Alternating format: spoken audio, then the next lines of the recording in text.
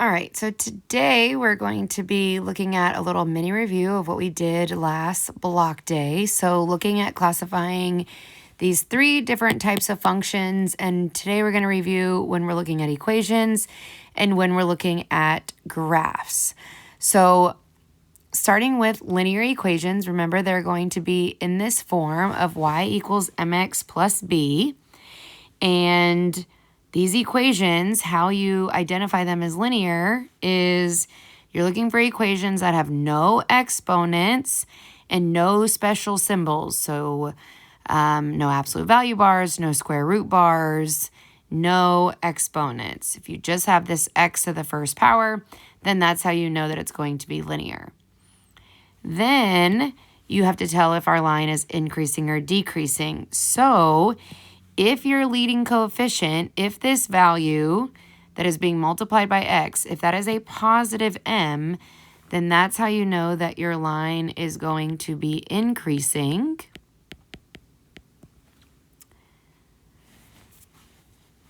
And if this leading coefficient is negative, so if you have a negative m, then that's how we know that our line is going to be decreasing.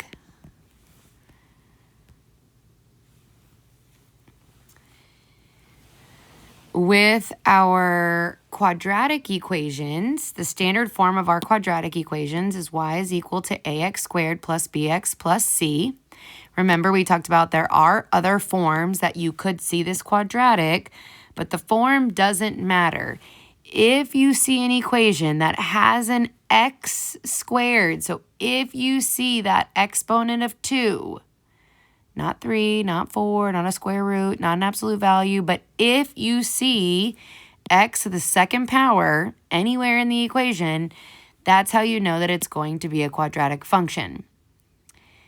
Then this leading coefficient, this a, tells you whether or not that graph is going to open up or open down. So if that leading coefficient, that coefficient that's being multiplied by our x squared, if that is positive, then that quadratic is going to open up.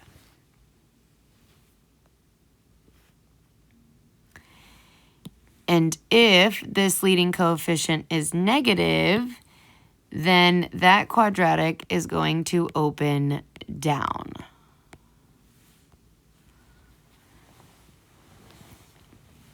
So that leading coefficient tells us if it opens up or if it opens down.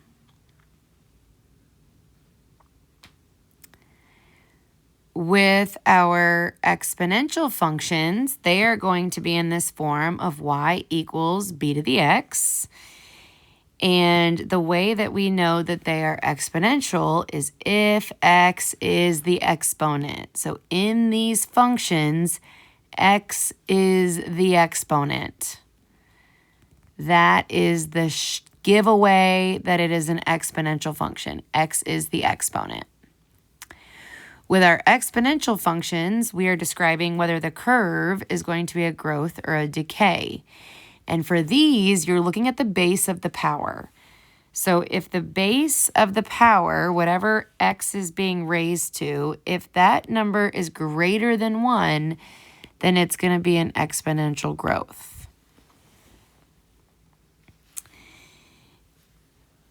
If that number is less than 1, like 1/2 or 1/4 or 3/4, that is going to be an exponential decay.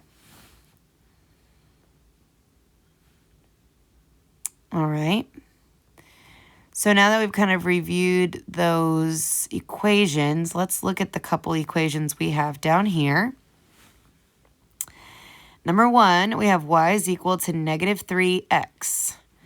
So when I look at this equation, there are no exponents, there's no special symbols, nothing like that. So that tells me that this equation is linear. And then with the linear equations, I want to look at this leading coefficient, what x is being multiplied by, and the leading coefficient is negative. So what that tells me is that this is going to be a decreasing linear function. that's going to be decreasing.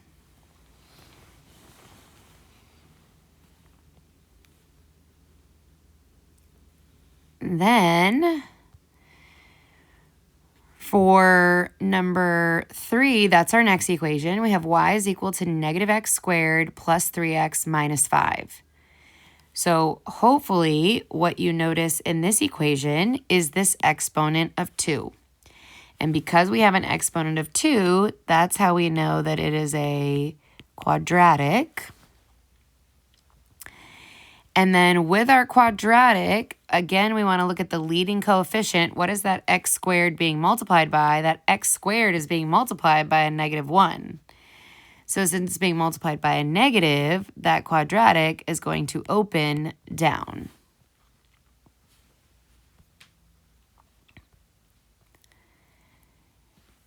And then the last equation that we have here is number 4. Number 4 is y is equal to 1 times 1/2 to the x power. So hopefully what we recognize here is that we have this x as the exponent. And since x is the exponent, that's how we know that this function is going to be exponential.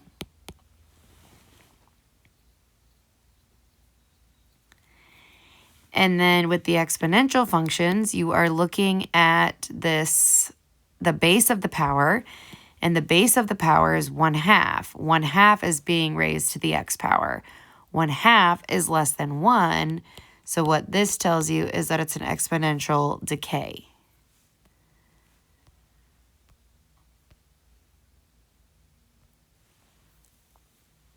All right, so now let's look at our graphs. So our linear graphs are going to make a line.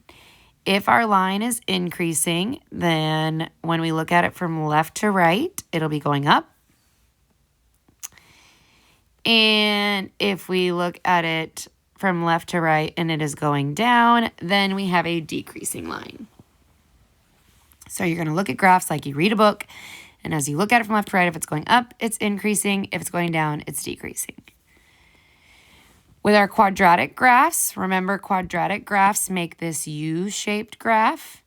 And so our U that opens up will look something like this. And our U that opens down will look something like that. So those quadratic graphs make a U, and it'll be pretty easy to see if it's opening up or if it's opening down. And then our exponential graphs are a curve.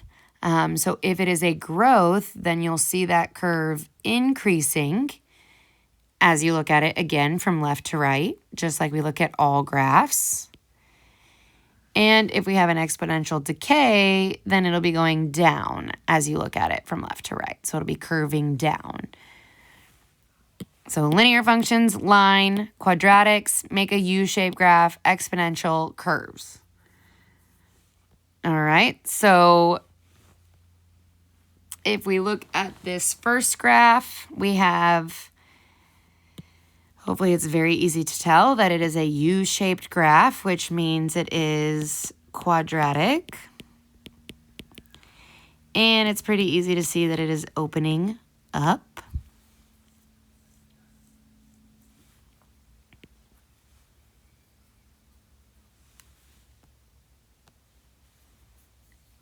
And then if we look at number 5, again, looking at that line from left to right, it is a perfectly straight, slanted line.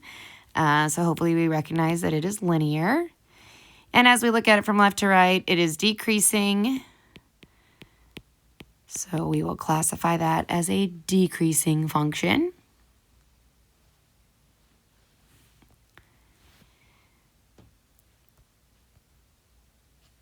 And then number 6, looking at that from left to right, hopefully you notice that that is a curved graph, which makes it exponential. And looking at it from left to right, if I were to trace it, my finger would be increasing. So that's how we know that this is an exponential growth.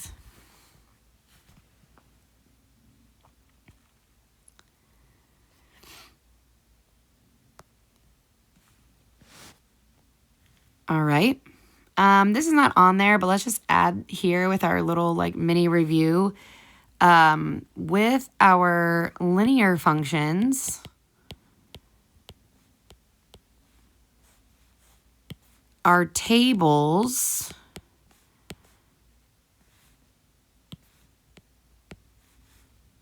will have a constant difference. So when you have those tables, you'll see like +2, +2, +2, +2. So remember that tables will have a constant difference, or like -2, -2, -2. And the like application problems, or the little scenarios, will have words like slope words, words that mean a rate of change, like something per week or each week or every week. You know, they make $2 per hour. So 2 and then 4 and then 6 and then 8. So that's +2, +2, +2. So that's that constant difference, which is how you know that it's a constant rate of change.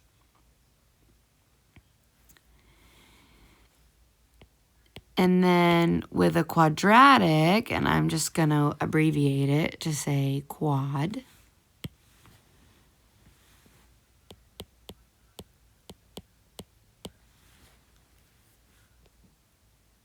Those tables will be mirror images of each other. So you're looking for tables that are mirror images. So on each side of the middle, they'll look exactly the same. So you'll have mirror images in your tables. And then those applications are often some sort of object goes up and then down. So with a quadratic, it's something like a soccer ball was kicked up in the air. So it's kicked up in the air, and then at some point gravity takes over and it comes back down. So it makes, or like a rocket was launched in the air and then it comes back down. So that's always going to be how you know that it's a quadratic application. And then our last type of function is our exponential.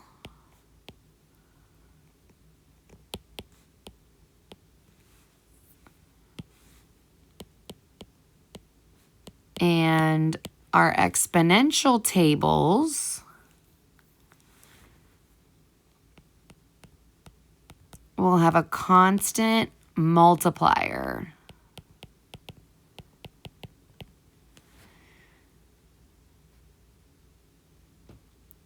So what we mean by constant multiplier is like times 2, times 2, times 2. Something is doubling, something is tripling. It's being multiplied by 2, multiplied by 3, or multiplied by 1/2, right? Maybe it could be getting cut in half every single time. So that'd be multiplying by 1/2. So that'd be a constant multiplier. And then those application questions or scenarios,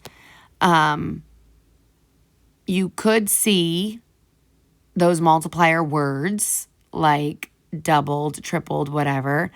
But most of the time, you're going to see a percent increase or decrease. A percent increase or decrease is what you're going to be looking for with the exponential. And be careful, because you might see words like each, like they get a 2% increase each year, but the 2% increase is what tells you that it's exponential. All right. So that is a little bit of a recap of what we did last week, and should help you with the rest of this week.